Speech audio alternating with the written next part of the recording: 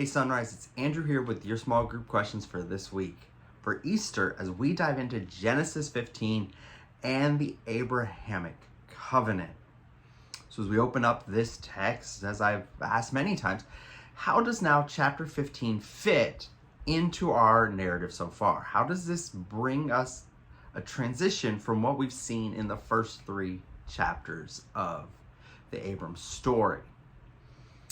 And into this, we're now introduced to God speaking once again to Abram, reiterating a promise that we saw back in 12, fleshing it out further. So what then is the content of this promise, and how does that connect us to what we then see as the righteousness of Abraham?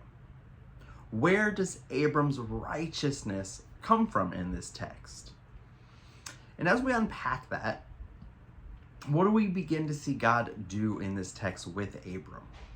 What is God doing here that is securing Abram's future and giving him peace of mind in who God is and God's promises?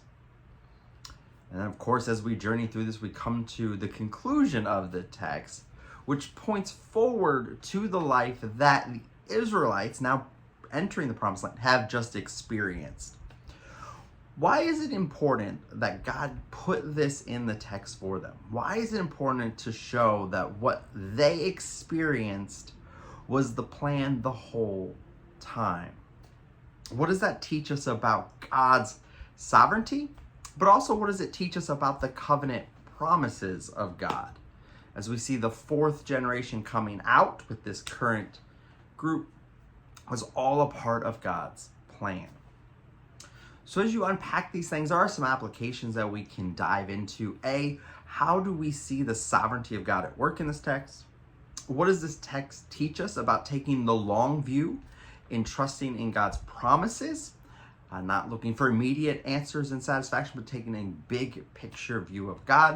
And ultimately, how are we today the recipients of this promise? And what does that do for our spiritual walk? And of course, we see similar language unpacked in Romans and the righteousness of Abram connected to the promises of God and faithfulness and faith.